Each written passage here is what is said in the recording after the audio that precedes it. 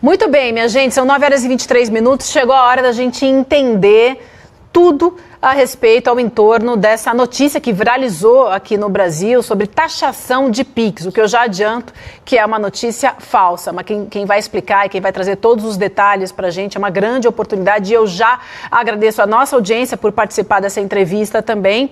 É o secretário nacional da Receita Federal, Robson Barreirinhas, seja muito bem-vindo ao ICL, bom dia. Bom dia a todos, aos telespectadores do ICL. E obrigada pela sua disponibilidade de agenda, que eu imagino que deve estar difícil encontrar uma brecha, né, com todo mundo querendo falar sobre esse assunto. Deixa eu trazer também de volta aqui, secretário, o Leandro Demore, que vai nos ajudar a conduzir essa entrevista também. Demore já está com a gente. Vamos começar agora, então, lembrando que a gente tem algumas perguntas da audiência, secretário, que a gente separou por vídeo e aqui por print também, que eu vou ler em breve. Mas é importante a gente lembrar para a nossa audiência que parte do bombardeio da oposição acontece em meio a dúvidas, né, sobre o que de fato muda na forma como as pessoas utilizam o sistema. A gente separou aqui algumas perguntas, mas eu queria começar falando até de um tema que é a paranoia mental, que o Demore comentou aqui no começo do programa com a gente, né, principalmente no que diz respeito sobre o que muda, ou melhor, o que não muda, né, mas sobre essa monitoração que vai acontecer a respeito das operações de R$5.000. Eu acho que isso é o que está causando essa paranoia principal e deixando as pessoas bastante preocupadas. Se a gente puder partir daí, já seria ótimo para explicar para a nossa audiência, secretário, por favor. Vamos lá. Acho que é importante reiterar e deixar muito claro que tem duas grandes mentiras circulando, duas fake news. Uma delas, não existe isso de cobrança, de tributo, de taxa sobre PIX. Não existe e nunca vai existir, porque a Constituição Federal proíbe qualquer tributação sobre movimentação financeira.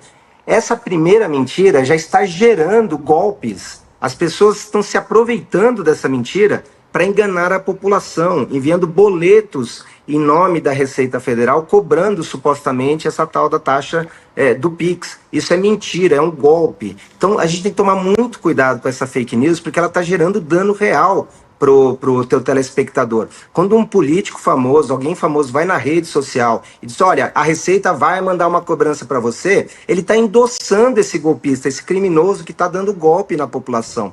Então fica o alerta, não pague nenhum boleto. A Receita Federal não manda nenhum boleto, muito menos um boleto de uma cobrança que não existe sobre o PIX. Algo que está acontecendo também por conta dessa mentira é que às vezes o cidadão vai fazer um pagamento agora por PIX e a pessoa diz, por PIX é mais caro porque agora tem a taxa do PIX. Mentira, não existe taxa do PIX. É ilegal você fazer uma cobrança a mais por conta de uma taxa que não existe. Então essa é a primeira mentira. Não existe nenhuma cobrança sobre o PIX e nunca vai existir.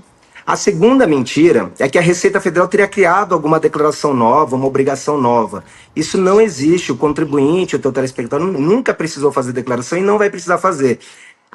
O que existe é que há mais de 20 anos, as instituições financeiras já fornecem para a Receita Federal dados de movimentação de cartão de crédito, de movimentação bancária. Qualquer movimentação bancária em valor global. Não importa para a Receita se é PIX, se é TED, se é depósito, se é transferência bancária. Isso já vinha para a Receita Federal. O que mudou a partir de 2025? A partir de 2025, a Receita Federal reduziu o volume de informação, porque até o ano passado, as instituições financeiras eram obrigadas a fornecer informação acima de R$2.000 para a pessoa física e acima de R$6.000 para a pessoa jurídica. Nós reduzimos isso, exatamente para não perturbar o pequeno contribuinte. A partir de 2025, somente a partir de R$5.000 para a pessoa física e somente a partir de R$15.000 para a pessoa física que devem ser informadas. E o que mais nós colocamos, e isso tem gerado todo esse burburinho. Até o ano passado havia uma dúvida se as fintechs, se as chamadas instituições de pagamento eram também obrigadas a prestar essas informações que as instituições financeiras tradicionais já forneciam há mais de 20 anos, repito. Então nós deixamos claro, a partir de 2025, que também as instituições de pagamento, as chamadas fintechs, também tem que prestar essas informações. Então repare que a gente não criou nada de novo. Pelo contrário, nós reduzimos o volume de informação exatamente para que a Receita deixe de focar tanto no pequeno e possa focar nos maiores e incluímos expressamente as fintechs. Apenas isso. Nada muda na vida do consumidor, do teu ouvinte, do teu telespectador. Ele não precisa ter nenhum receio e deve recusar qualquer cobrança aí relacionada a Pix. Demore. Muito bom, secretário, muito obrigado pelo seu tempo. A gente vai tentar usar o tempo da maneira mais racional possível aqui, secretário, porque assim, as dúvidas são, é colossal a quantidade de dúvida que a gente tem recebido desde ontem. A gente viu por um monitoramento de redes sociais que foram 25 milhões de views nos últimos dias de fake news na internet sobre isso. Então, o senhor está sentindo na pele, né, o tamanho do estrago dessa desinformação. Então, eu vou propor o seguinte, secretário, eu vou só fazer uma colocação muito rápida e depois, Vivi, vamos enfileirar para o secretário as dúvidas da nossa audiência. Nós temos 2 vídeos e algumas dúvidas em texto. E aí, secretário Barreirinho, o senhor pode ser muito sintético e muito objetivo nas respostas, porque as pessoas estão assim angustiadas que a Receita Federal vai bater na casa delas, que vai ter que pagar a taxa do Pix, que vai ter que pagar imposto, que não sei o quê. Então, só para ser muito sintético, o que o secretário está dizendo é o seguinte: as pessoas que estão com medo que agora a Receita Federal vai ver os Pix que as pessoas estão fazendo. Gente, a Receita Federal já sabe o Pix que você faz. A Receita Federal sabe o Pix que a gente faz. É claro que não consegue ver, né, secretário, pelo sigilo bancário, se eu fiz um Pix para um amigo, não sabe que eu fiz para o amigo, o motivo. Isso é só com quebra de sigilo, gente. Nada mudou em relação a isso. Absolutamente nada. Pelo contrário, quando você achava que estava pegando um dinheiro de Pix e tal, e que a Receita não estava vendo aquilo, já está vendo, agora vai ver menos, porque antes via a partir de R$2.000 por mês, agora vai ver a partir de 5, então você fica mais tranquilo em relação a isso. Agora, Vivi, vamos usar bem o tempo do secretário aqui para colocar as perguntas da nossa audiência, pode ser, para a gente começar? Bora lá então, a gente vai ouvir a primeira pergunta do Murilo, mandou pela nossa audiência, secretário. Vamos rodar para a gente ouvir então. Vamos supor que eu tenho 3 contas bancárias e que em cada uma delas eu movimente R$2.000, que vai dar um total de 6.000. No caso, quando isso acontece, o relatório é enviado individualmente por cada uma dessas instituições ou só quando cada uma atinge mais de R$5.000? Secretário, por favor, é o Murilo quem pergunta. Murilo, conforme o Leandro te falou, desde 2015, na sistemática anterior, a Receita já recebia por instituição financeira a partir de R$2.000. Agora, nesse teu caso, a gente não vai receber nada, porque na verdade a gente aumentou o patamar para R$5.000, mas é por instituição financeira e por mês. Muito bem, obrigada. A gente tem uma segunda pergunta que é do Douglas agora. Olá, meu nome é Douglas e minha dúvida para o senhor secretário é com relação aos brasileiros que moram no exterior, que fizeram sua saída definitiva do Brasil, mas que enviam dinheiro para a família, para doações ou eventuais compras no Brasil. Algo muda nesses casos? Obrigado. De novo, não há nenhuma modificação para a instituição financeira. Essa é a segunda fake news que eu falei. Há mais de 20 anos nós temos informações e pela sistemática anterior do sistema que a gente está desligando para ligar o mais moderno, desde 2015 a Receita Federal já tinha informação sobre contas, evidentemente, aqui no Brasil. Não é de quem está lá fora, mas de quem recebe está aqui. E se a pessoa nunca teve problema nos últimos 20 anos com a Receita, não tem razão de imaginar que ela vai passar a ter agora, porque nada mudou em relação a isso. Secretário, eu sei que o senhor já respondeu, mas eu vou trazer agora o print de uma pergunta da Roseli, porque dá a dimensão da confusão que essas fake news geraram aqui na nossa comunidade. Então, na nossa sociedade, ou melhor. Então, vamos lá. Agora é um print com a pergunta. Ela fala o seguinte: um funcionário público que faz um bico para complementar sua renda também terá que declarar o que ultrapassar R$5.000? É a pergunta da Roseli, de São Paulo, secretário. Roseli, não caia em mentira. Não existe declaração dessa movimentação pelo cidadão. Nada muda. Ele nunca precisou e não vai precisar fazer. A Receita sempre recebeu essa informação da instituição financeira. E recebia, como eu já disse, como foi reiterado aqui pelo Leandro, já recebia num patamar inferior. A partir de R$2.000, a Receita Federal já recebia informação. A partir de 2025, vai receber apenas a partir de R$5.000 na pessoa física. Então não se preocupe, você não vai precisar declarar nada. Só a declaração do imposto de renda que você sempre fez. E a rigor, em relação a saldo, movimentação, você não precisa fazer nada. Basta optar pela declaração pré-preenchida, que os valores já vão estar lá. E repito, se você não teve problema nos últimos 20 anos, nada mudou, você não vai ter daqui em diante. Essa discussão não prejudica o bom contribuinte, pelo contrário, ele facilita a vida do bom contribuinte, e o foco da Receita é para outra coisa, é para criminoso, quem está usando conta de fintech para fazer lavagem de dinheiro, para dar aquele golpe do Pix, sabe, que alguém liga, manda mensagem dizendo que é um parente, transfere conta e tal. Esse é o foco da Receita Federal, não é você, telespectador do ICL. Só para deixar isso claro, secretário. Só para esclarecer uma coisa, Paluso, muito importante, antes da gente colocar uma outra pergunta da audiência, a nossa declaração de imposto de renda hoje, secretário, como sempre foi, chega no final do ano, a gente pega o saldo, por exemplo, da poupança no dia 31 de dezembro do ano passado, esse saldo automaticamente vai estar na minha declaração pré-preenchida do próximo ano. O que eu movimentei de Pix não precisa ser declarado, é isso, né? Exatamente. O sistema que capta a informação é o mesmo, tá? Que recebe a movimentação. Mas ele exporta para a declaração pré-preenchida apenas o saldo do dia 31. Por isso mesmo, o contribuinte não precisa fazer nada. Cada ano que passa, o contribuinte tem que fazer menos. Esse é o avanço da Receita Federal. Eu vou até pegar esse gancho, Leandro, porque todo mundo está falando dessa instrução normativa, mas ela é uma das peças de um pacote maior que nós fizemos para facilitar a vida do contribuinte. A partir de 1º de janeiro, por exemplo, acabou aquele recibo em papel de profissional de saúde, que era dado pelo médico, dentista, psicólogo, pessoa física, e que gerava muita malha fina por conta de erro de preenchimento. Mais de 25% da malha fina eram aqueles recibos. Então a gente acabou com isso. A partir desse ano, a B3 vai passar as informações de compra e venda também de ações diretamente para a Receita, para não dar dificuldade, problema para o contribuinte. Tudo isso é para beneficiar o contribuinte, não é para piorar a vida do contribuinte, como tem sido alardeado por aí. Secretário, tem uma questão que eu acho fundamental esclarecer, para que as pessoas possam entender. O que a Receita faz com essa informação? Que tipo de procedimento ela gera? Porque me parece que o que as pessoas têm é um temor de que estejam sendo bisbilhotados na sua intimidade, né? E que possam sofrer com isso. Então, para que servem esses dados?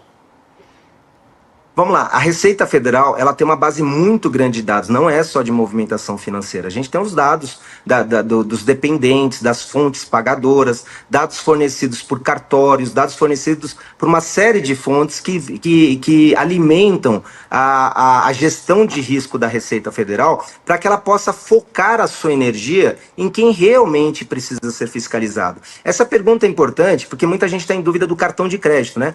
Eu gasto mais porque eu empresto meu cartão.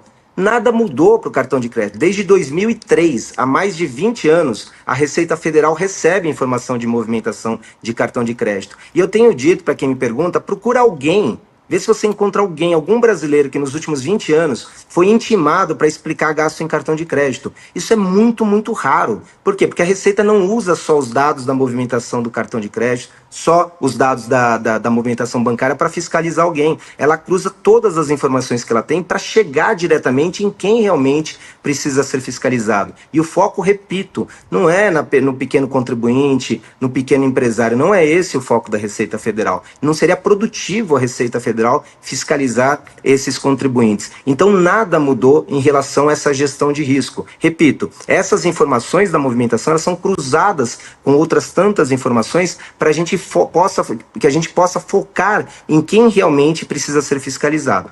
No caso dessa instrução normativa, o que nós estamos de olho? Em quem movimenta dinheiro ilícito, quem movimenta às vezes dinheiro de crime, de golpe de Pix, de lavagem de dinheiro. É essa informação que nós estamos atrás. Até porque, repito, as instituições financeiras tradicionais, os bancos tradicionais, que são os mais utilizados pelos seus telespectadores, nada mudou em relação a elas. Nós diminuímos o volume de informação. O que nós estamos deixando claro é que fintech, instrumentos de pagamento, carteiras digitais também devem prestar essas informações. Muito bem, tem mais uma pergunta importante que eu quero trazer aqui, secretário. Essa é do Carlos Santana, que é de São Paulo, também é boa.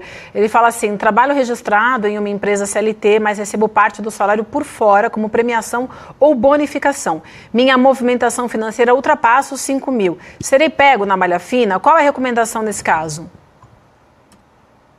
Olha, primeira coisa, nada mudou em relação a isso. Essa informação a Receita tinha, e isso prova que esse não é o foco da Receita Federal. Agora, claro, ele está perguntando para o secretário da Receita Federal, eu preciso te orientar a não fazer isso, né? Você converse com o teu empregador para fazer a coisa direitinho. Até porque isso é bom para você.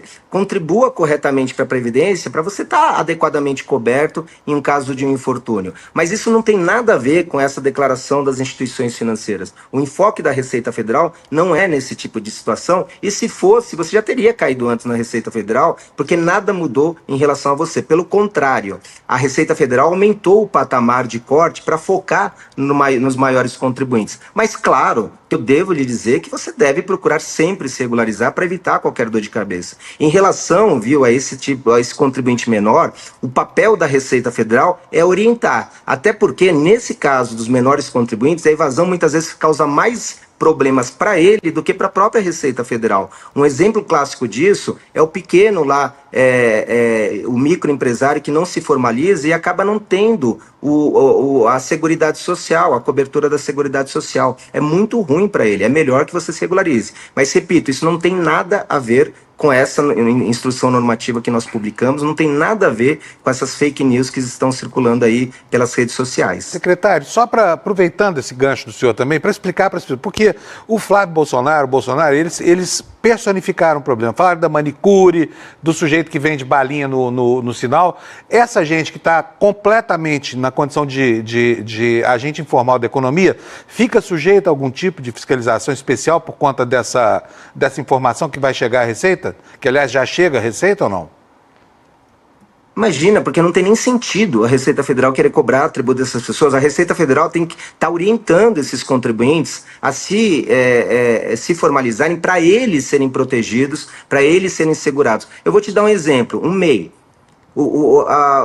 Alguém que se estabeleça como MEI, microempreendedor individual, ele vai pagar apenas 5% do salário mínimo, um valor fixo, independe de quanto ele fatura, ele vai pagar 5% do salário mínimo, que agora com o aumento do salário mínimo vai dar R$ 75.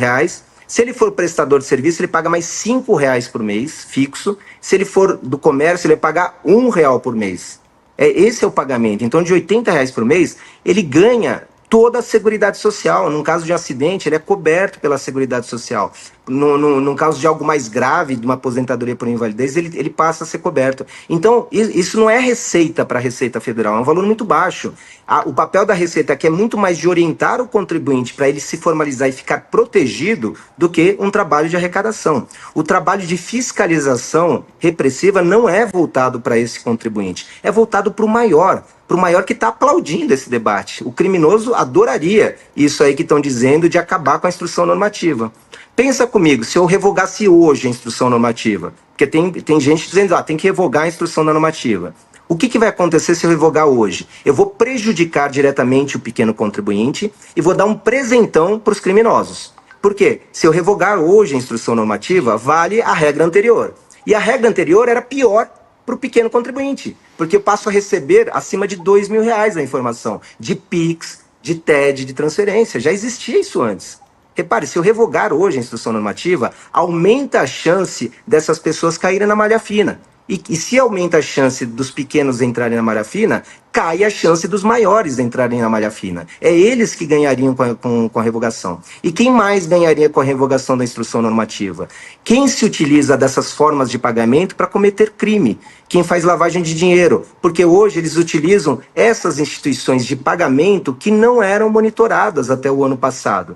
Eu tenho dito que imagina o seguinte, alguém que dá aquele golpe do Pix. Esses dias, o porteiro lá do meu apartamento diz que é a 5ª vez que tentam dar o golpe do Pix nele. Sabe que alguém manda uma mensagem dizendo que é um parente, que está precisando de dinheiro, que não pode sacar o dinheiro, transfira para essa conta e tal. Esse pessoal, o que eles fazem? Eles abrem um monte de conta em fintech, que é muito fácil de abrir, inclusive em nome de laranja. E se você tem 17 contas movimentando R$ 5.000 por mês, em um ano você consegue movimentar mais de R$ 1 milhão em dinheiro de golpe. Esse que é o enfoque. Quando a instrução normativa ampliou para a fintech, é para pegar esse pessoal. Então, se eu revogasse hoje a instrução, eu prejudicaria a manicure, o pedreiro, que eles teriam uma chance maior de cair na malha fina e daria um presentão para os criminosos que dão golpe, por exemplo, o golpe do Pix. É isso que aconteceria. Por isso que essa discussão é muito perigosa. Essa mentira, ela causa um prejuízo direto para o contribuinte e leva para uma discussão absurda, que se a gente continuar nela, a gente vai dar um presentão para o criminoso e prejudicar o bom contribuinte, quem está preocupado com essa situação indevidamente. Secretário, deixa eu só fazer um exemplo aqui, Vivi, antes da gente partir para uma próxima pergunta. Claro. Quando o senhor fala fintech, para as pessoas entenderem, tá? Eu vou dar o nome de uma empresa aqui, obviamente é só a título de demonstração, tá, gente? Não tem nada a ver, não é a empresa seria, na verdade, uma vítima desse golpe. Mas, por exemplo, eu tenho aplicativo no meu celular da 99 Táxis. A 99 Táxis, que é tipo um Uber, né? As pessoas conhecem aí. Você pode depositar créditos para eu poder pegar o táxi através de uma chave Pix que é gerada pela própria 99 Táxis. A 99 Táxis, ela, conforme se eu colocar, por exemplo, secretário, R$200 de crédito ali, ela me paga 110% de juros do CDI, tá? Então ela opera como uma fintech, ela é uma espécie de financeira, ela não é só uma empresa de pegar Uber, certo? Então, secretário, se até ontem, por exemplo, em dezembro, uma pessoa fosse fazer um golpe do Pix, mandasse para 20 mil pessoas uma mensagem de WhatsApp pedindo para depositar 20 reais. Mãe, deposita 20 reais para eu pegar um táxi aqui que eu tô sem táxi. E aí conseguisse se engatar aí 1.000 pessoas nesse golpe, né? Dos 20 reais, faturassem 20, 30, 40, 50 mil reais, tudo isso depositado na 99 Táxis. Até o ano passado, essa empresa, só a título de exemplo, secretário, essa 99 Táxis ou outras, como fintech, ela não era obrigada a informar essa movimentação, é isso?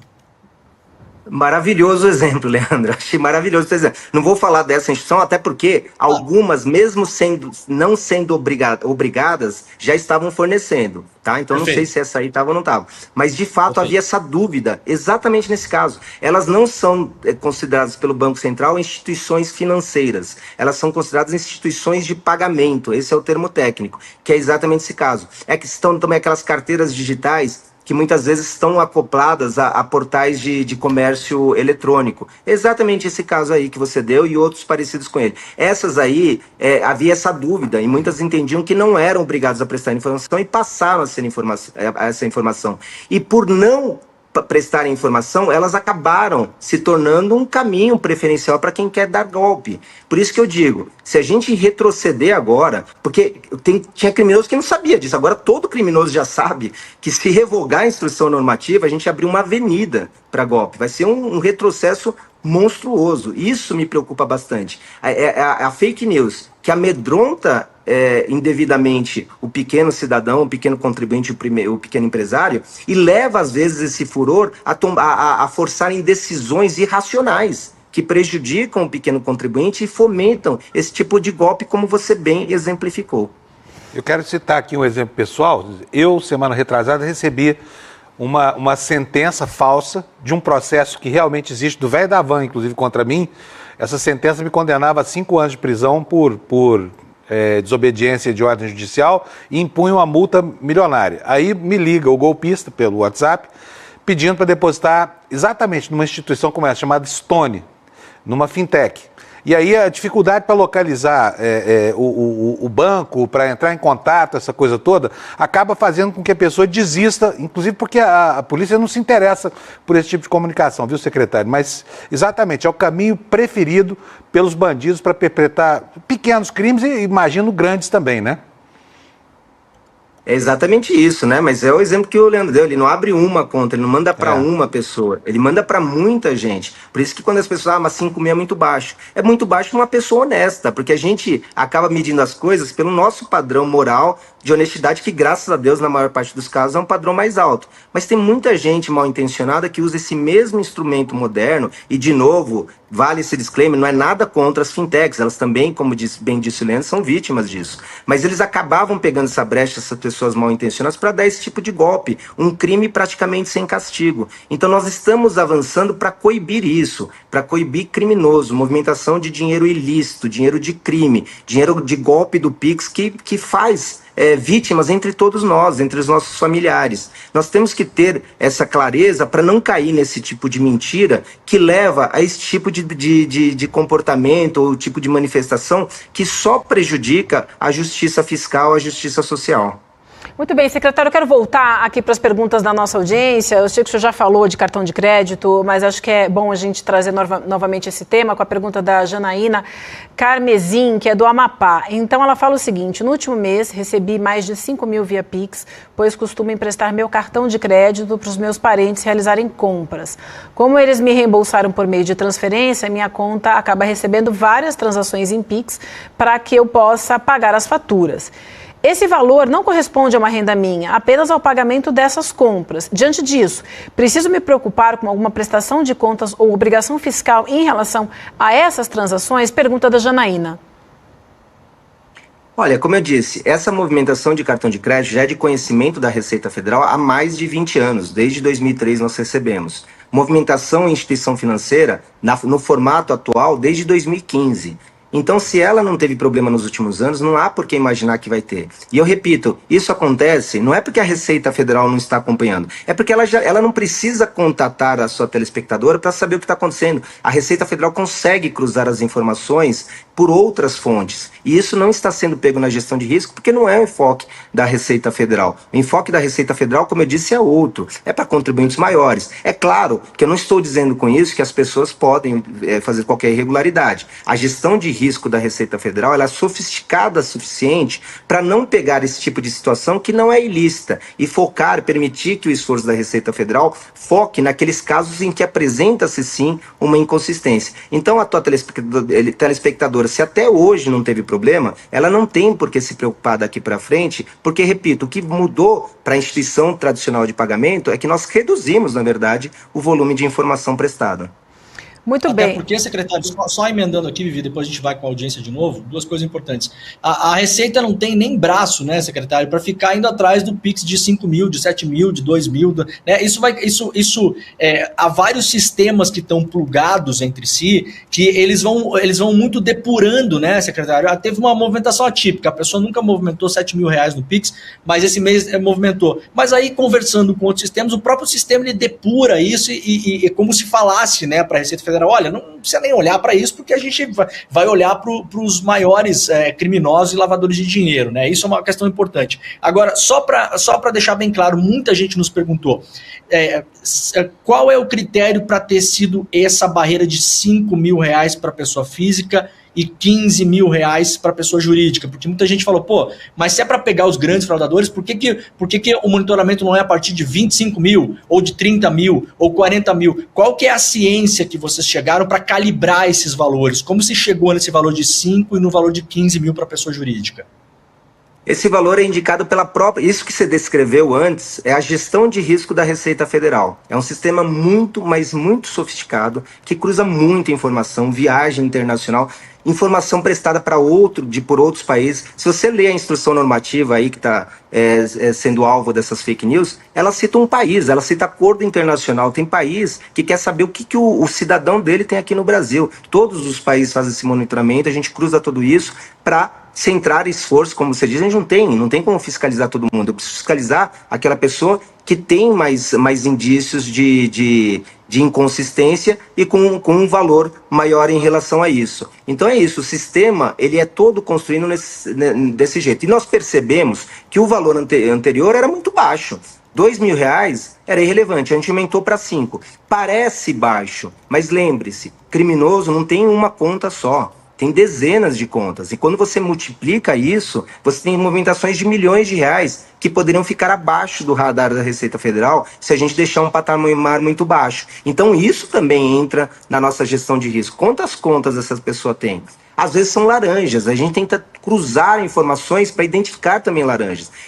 Leandro, eu não posso também entrar em tanto detalhe da gestão de risco, porque esse é o papel da Receita Federal, criar um sistema sofisticado o suficiente para que permita que a gente centre esforços em quem tem que realmente ser fiscalizado. Muito bem, tem mais um print, secretário, que eu quero trazer aqui, mais uma pergunta, perdão. Essa vem do Rio de Janeiro, do Gilmar Ribeiro, e ele fala o seguinte: o rastreamento de Pix de valores elevados podem ajudar a identificar crimes envolvendo tráfico de drogas, de armas, milícias, fraudes na internet, etc. Se sim, como a Receita Federal age a partir disso? Veja, há uns meses atrás houve aquele desbaratamento de uma quadrilha que prestava serviço ali na minha cidade, na cidade de São Paulo. Ela foi desbaratada, aquela quadrilha, a partir de um trabalho da Receita Federal de rastreamento de lavagem de dinheiro. Então esse trabalho é cotidiano na Receita Federal. Dentro dessa gestão de risco que nós falamos, nós cruzamos uma série de dados de uma maneira muito sofisticada. O volume movimentado, quem são os sócios da empresa, quem é a pessoa física, ela declara, não declara, quem são os parentes dela, os parentes são sócios de quais empresas, qual é o imposto, qual é a margem de lucro dessas empresas. Tudo isso alimenta um sistema que vai depurando e vai permitindo que o auditor fiscal, quando ele vá fiscalizar, ele tenha um volume de informação que seja trabalhável. Então é dessa forma que nós fazemos isso. Então esse tipo de trabalho a gente está cada vez mais fortalecendo aqui dentro da Receita Federal, porque é o esforço de todos nós ao combate ao crime. A melhor contribuição que a Receita Federal pode dar em relação ao combate ao crime é exatamente nesse aspecto financeiro, no financiamento do crime organizado, né? A gente combate muito, você sabe, aqui na Receita Federal, por exemplo, contrabando de cigarro eletrônico. Como que a gente faz isso? Também cruzando informação das apreensões com movimentações financeiras que são captadas no nosso sistema. Identificando esse risco, nós contatamos nossos parceiros, principalmente a Polícia Federal, a Polícia Rodoviária Federal, e avançamos nas investigações e vamos atrás desses criminosos. Então, essa gestão de risco, ela foi reforçada por essa instrução normativa no momento em que nós passamos a abranger essas fintechs, essas instituições de pagamento. Secretário, eu tenho aqui uma dúvida que diz respeito a isso. Porque nós estamos vendo o seguinte, que o uso de papel moeda para pagar qualquer valor, inclusive pequenos valores, cada dia que passa diminui mais em função dessas novidades da tecnologia, como o Pix, essa coisa toda. Eu queria entender como é que os grandes criminosos conseguem lavar dinheiro hoje em dia. Porque, olha só, tem o tráfico de armas, tem o tráfico de droga, que é reputada como a terceira indústria mundial. Como é que essa gente, outro dia nós tivemos aqui o Gritzbach, em São Paulo, né, aquele empresário do PCC que foi morto. Como é que esse pessoal consegue, com tantas travas ainda, fazer a lavagem do dinheiro? Olha, eu vou te dar um exemplo, que eu não estou dando nenhuma dica desse jeito, porque isso foi bastante divulgado, e o próprio ministro falou quando a gente criticou o PERSE. O que o PERSE fez? Sabe, aquele programa de incentivo para o pessoal de eventos. Esse programa, pela fundamentação de compensar os prejuízos, fundamentação nobre, né, de compensar os prejuízos dessas empresas durante a pandemia, deu 100% de isenção de todos os tributos federais. Imposto de renda, contribuição social sobre o lucro líquido, PIS, COFINS. Eu te dou um exemplo fictício, vamos dizer assim, mas, enfim. Imagina que eu vou lá e faço uma festa na minha fazenda. E no dia seguinte eu vou no banco com, sei lá, 200 mil reais em nota de 20. E deposito. E digo, eu fiz uma festa, isso aqui é o pagamento do ingresso. Lavei o dinheiro. Como que eu vou fiscalizar um negócio desse de dinheiro vivo? E lavou o dinheiro do jeito... Se alguém tivesse construído uma ferramenta de lavar dinheiro, eu não teria construído uma melhor, porque ela não tem tributação. Eu depositei, eu declaro que eu recebi 200 mil reais, não tem imposto de renda, não tem contribuição social, não tem PIS/COFINS, no máximo tem o tributo municipal, o ISS lá, que em muitos casos chega a 2%. Declarei, lá, é lavagem de dinheiro, é possível fiscalizar? Até mas é muito difícil. Esse é uma dos caminhos para lavar dinheiro. Como esse, outros tanto há. Qual é o caminho para a Receita Federal coibir isso? Primeiro, é não criar benefício fiscal que isente 100%, porque isso aí eu estou convidando praticamente a pessoa a lavar dinheiro dessa forma. A segunda é fazendo essa gestão de risco, é cruzando uma série de informações.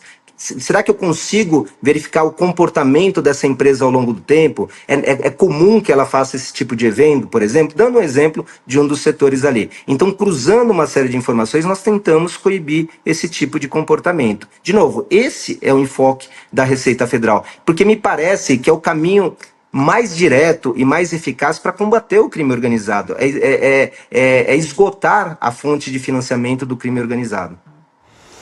Muito bem, secretário, passando a bola aqui para o Demori também, porque a gente tomou bastante o seu tempo e foi um tempo, pode ter certeza, secretário, que a gente utilizou aqui muito valioso para a gente agradece, né, Demori?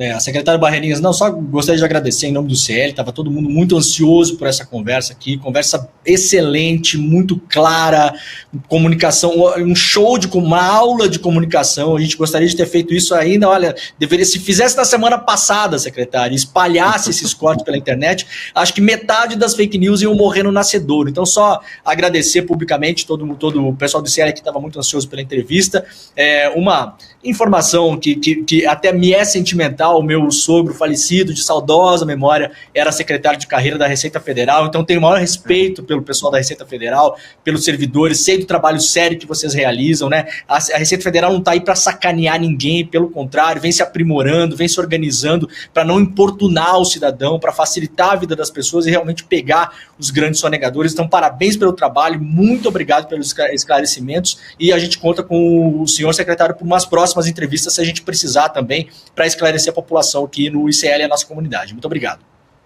Eu é que agradeço, viu? Pra gente é importantíssimo colaborar com vocês, que são pessoas sérias e que colaboram aí com o esclarecimento e o afastamento dessas fake news. Eu que agradeço.